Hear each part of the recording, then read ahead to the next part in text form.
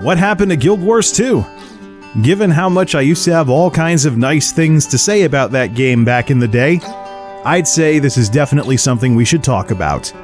This is MultimediaJay Radio Style for Tuesday, September 3rd, 2019. Let's start the show. MultimediaJay Radio Style.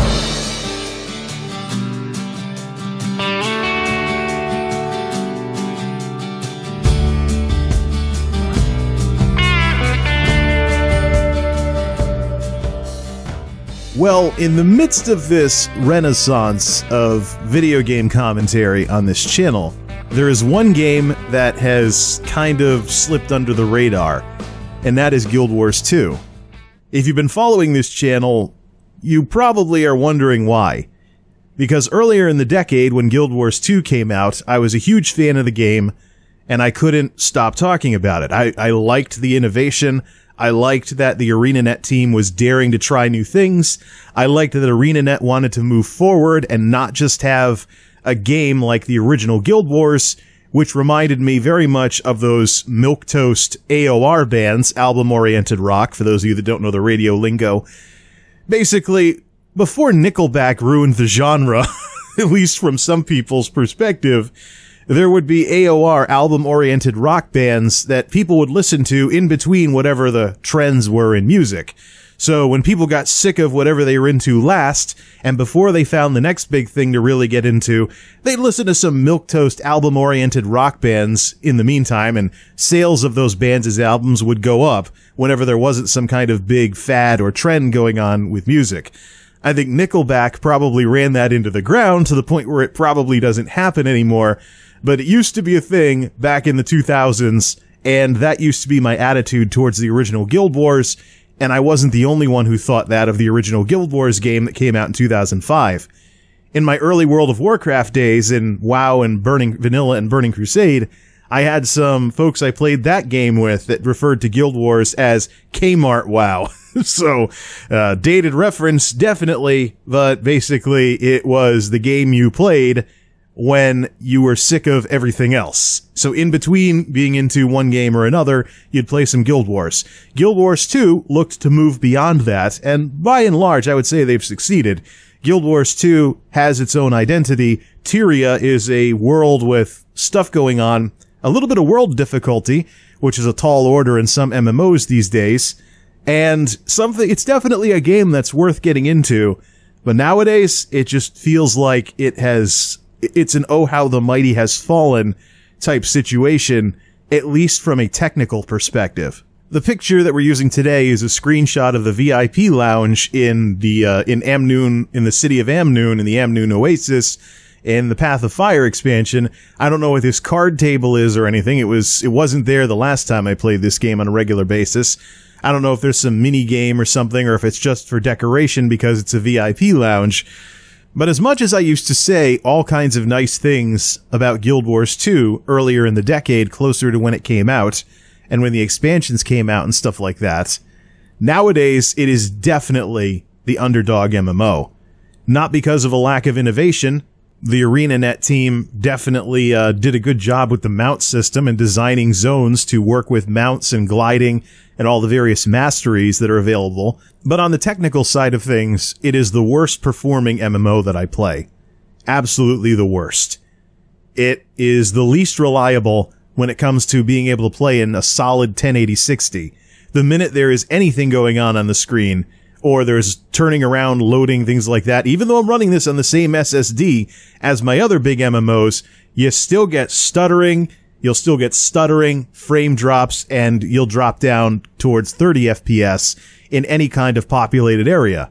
Meanwhile, in ESO runs a solid 60 on high settings in most areas for me, only dipping down below 60 in really crowded towns. And if there's a mod that's loading stuff, or if I have the video system on the wrong source, so it's not going exclusively to the AV receiver, which is a recent improvement, which turns my system into a de facto single display system as opposed to the bandwidth loss from driving two displays, even though my so-called second display is just the sound going through the AV box while the video still goes to the TV. Bottom line, though, is that ESO runs 1080-60 high very, very reliably. World of Warcraft has recently had its performance improvements that improve support for multi-core processors only in the modern client, though. It was deliberately omitted from Classic in order to keep the system requirements lower, because with an old game like that, putting in that kind of optimization would have artificially raised the system requirements. But the modern version of World of Warcraft actually runs incredibly well. I'm able to max it out, whereas previously, WoW was the sort of game I had to either turn down the shadows on in order to not get huge performance drops, or it was one of those games that was actually being used in benchmarks. As the graphics engine was upgraded over the years, it would consistently challenge the CPU of a lot of systems. But the current BFA client, as it is, runs incredible and looks like a nice little Warcraft cartoon. I don't call it the Warcraft cartoon for nothing. But from a presentation side of things, World of Warcraft, the modern game, Battle for Azeroth, is the opposite of Guild Wars 2. It's pretty lax in features and world difficulty and interesting things to do, as the game has been made a little too casual friendly to the point where I would start to say that it's turning into an action-adventure game as opposed to an RPG. But the delivery and the presentation is impeccable. It's easily, the Warcraft cartoon is probably one of the nicest looking games that I have right now. It's just the substance is kind of blah with BFA. Guild Wars 2, however, from a presentation standpoint, is the exact opposite. Tyria looks interesting, the story is engaging, and it's a progressive story as you go through the personal story and into the expansions and the Living World seasons. That is something where, much like in a Final Fantasy game, I've become attached to the characters along the way, even though it's not a Final Fantasy game. And I'm very interested in continuing the story with the content that I missed earlier to finally go take down Kral Katorik, and of course the Icebrood Saga, or with I was calling it the Frostbrood Saga earlier, mixing it up with like Skyrim or something, but yeah, so the next content pack is going to be Living World. Living World is going to have story packs now, or sagas as they're calling them, as opposed to seasons. So the next go round is going to be about going after Jormag, the ice dragon.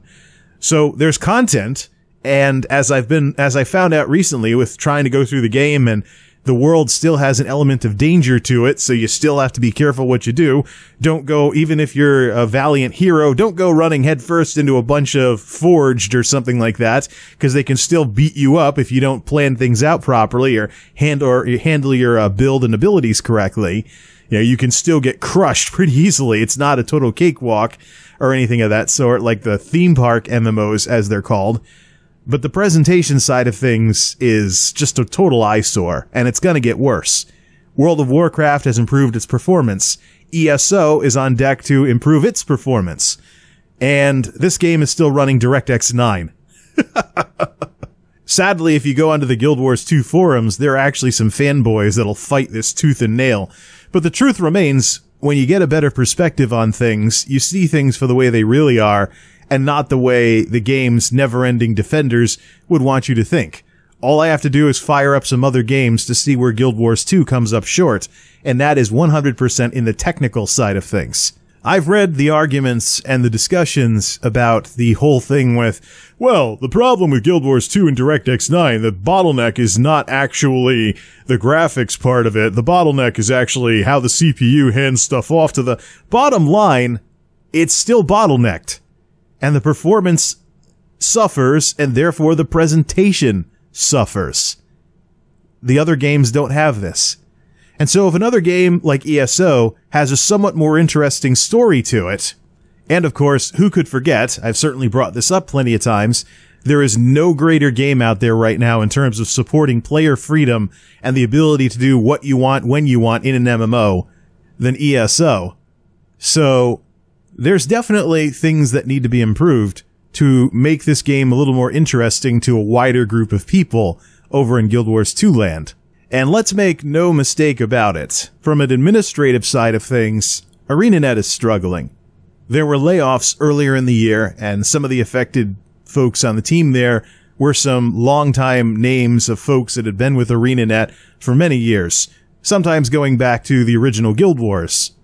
And NCSoft West, at the time those layoffs were happening, sent a memo around with that infamous corporate buzz term that the current way of doing things was unsustainable. When you see that in corporate memos and whatnot, that basically means we don't have enough freaking money. We got to find a way to do something about this. We need to make changes. We need to make cuts. And it was pretty disturbing to see ArenaNet's unannounced projects all get canceled and the talent moved on to current projects, because now the viability of the studio depends upon how interesting the current projects remain, like Guild Wars 2 and the various microtransactions and services that the game offers, because it's not a subscription MMO.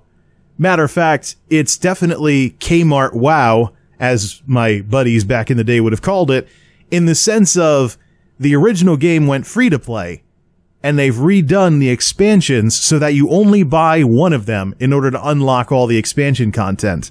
So there's not going to be Path of Fire and Heart of Thorns anymore. Now if you buy Path of Fire, you get Heart of Thorns. And you get, of course, all of the living world in between all of those expansions for free. Now, if you ask yourself, what other games does ArenaNet make? And you do some digging around, you go to ArenaNet's site and you click Our Games, you see that there aren't any. It's Our Games, Guild Wars 2. Matter of fact, the expansions are listed individually for Guild Wars 2. So ArenaNet is the Guild Wars company. With this portfolio, their viability is based on how much people remain interested in Guild Wars. They're the Guild Wars company.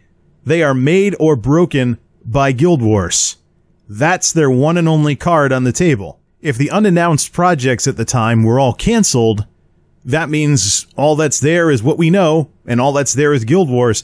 And that's where my final point starts to take shape, because I wonder about Guild Wars in terms of its long-term viability, because with the changes to the MMO world, I have to ask myself, where is there room for a Guild Wars game these days?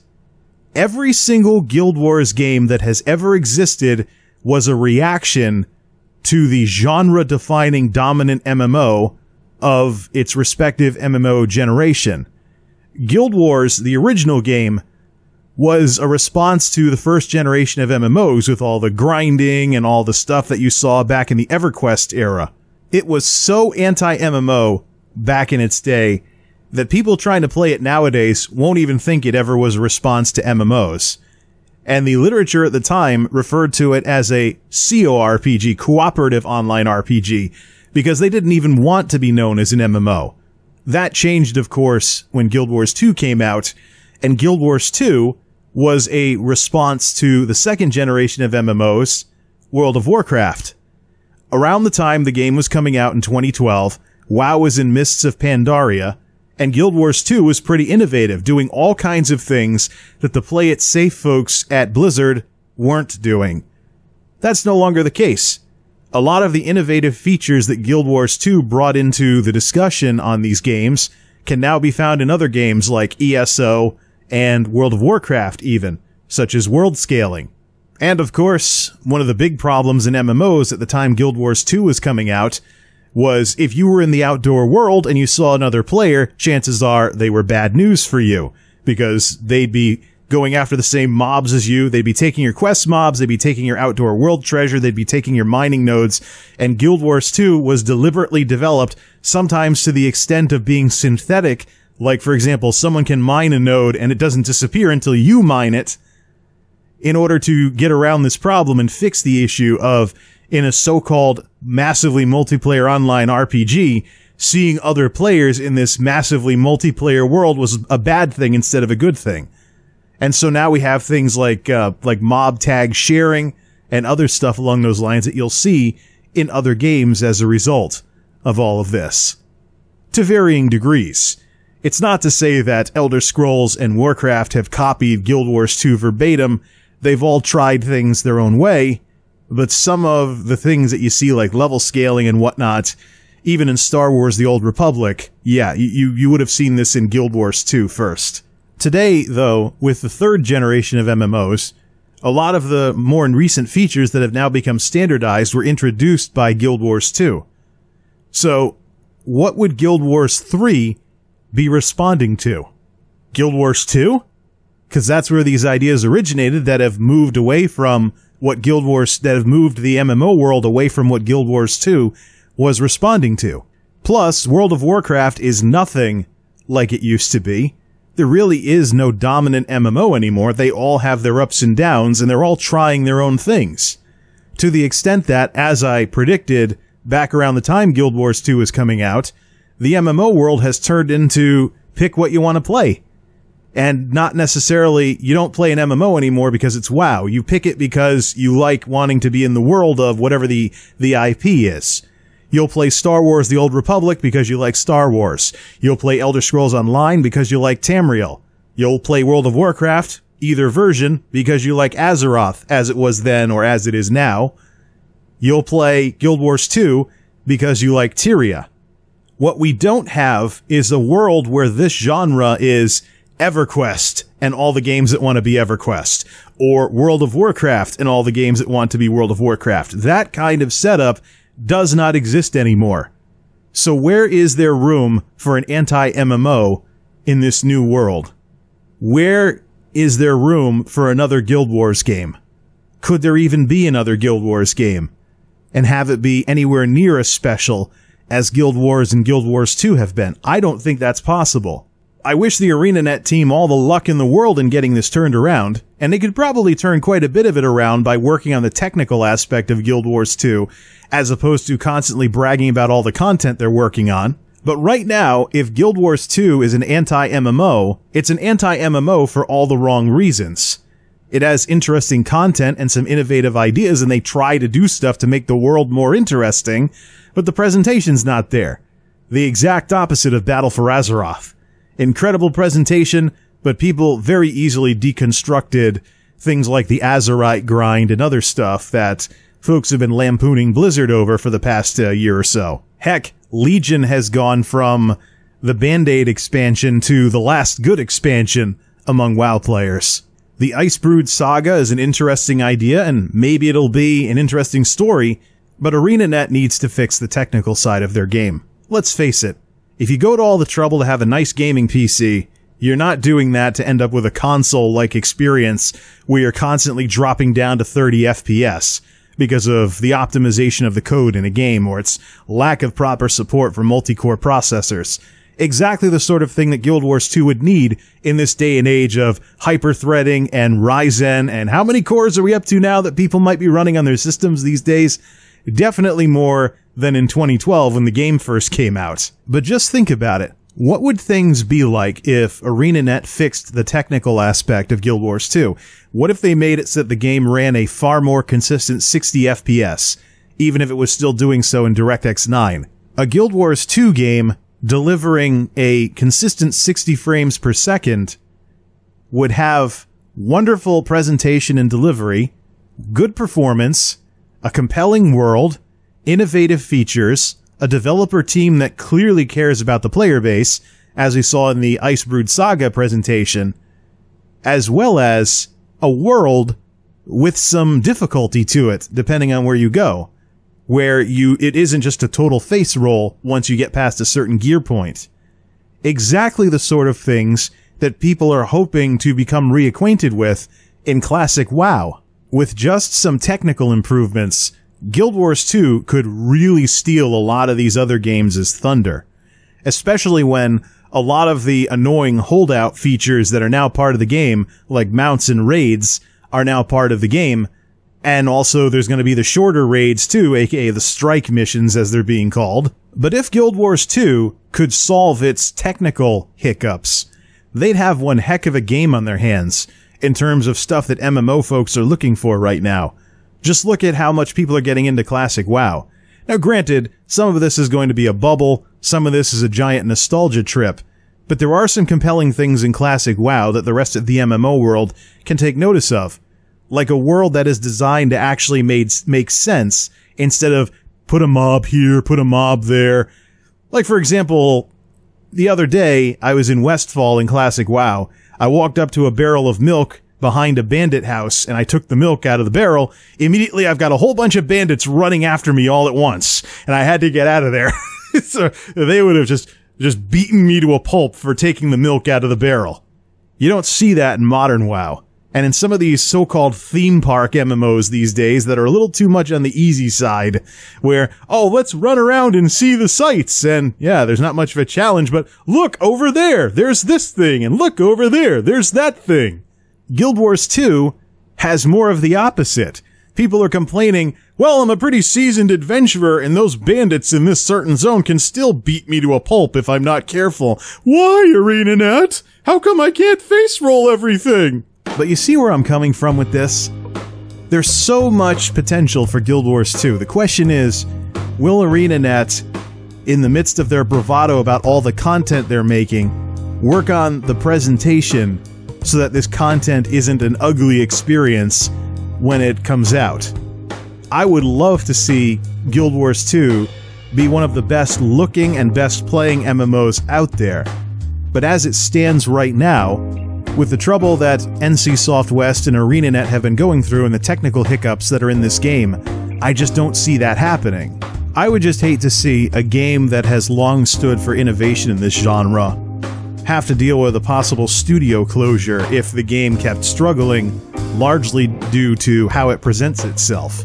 A game like this should not suffer because of cosmetic stuff, like how well the game runs and what kind of reliable frame rates you can get. Here's to hoping that Guild Wars, as we know it, eventually sees some brighter days return.